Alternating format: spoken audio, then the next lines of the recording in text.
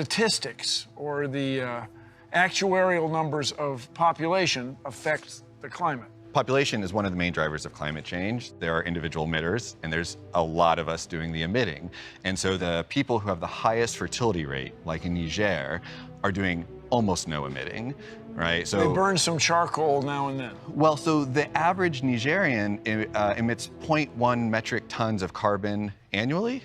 How many does the average American emit? I did that with my coffee this morning. Yeah, 16 metric tons is So what the average. 160 times. Yeah, exactly. And so our two kids are way more problematic. The Nigerians with an average 7 children are not the problem when it comes to climate change. So should we have policies that penalize people for having extra kids in the developed world?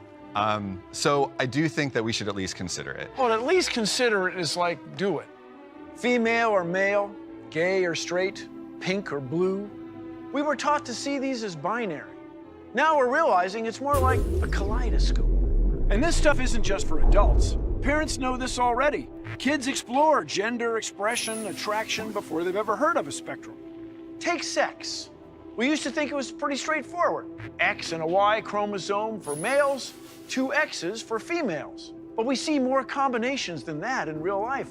And even for people with just 2 sex chromosomes, hormones can vary wildly. So can anatomy. What makes someone male or female isn't so clear-cut. How about attraction? Some people argue the natural thing is to only be attracted to the opposite sex. But in practice, it ain't so simple, kids. Some people are gay, some are bi, some are asexual, and some will take whatever they can get. You know what I mean? It's another sexy sliding scale.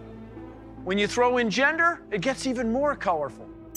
By 3 or 4, most kids identify with a gender, and it doesn't always match the sex they were assigned at birth. And a person's gender identity may change over their lifetime. And culture is getting us new ways to express all of this. How you dress, how you act and talk, how you present yourself to the world. It should be up to you. Sure, this might make things confusing for those who insist everyone pick an M or an F. But people, we have to listen to the science. And the science says we're all on a spectrum. Our labels, our fashion, even our washrooms are still catching up to that truth. I think you'll find when we look at sexuality this way, it is more complicated, but it's also a lot more honest. And it's more interesting. I learned a lot tonight.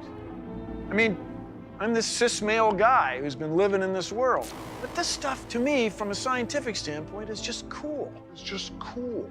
It's just cool. It's just cool.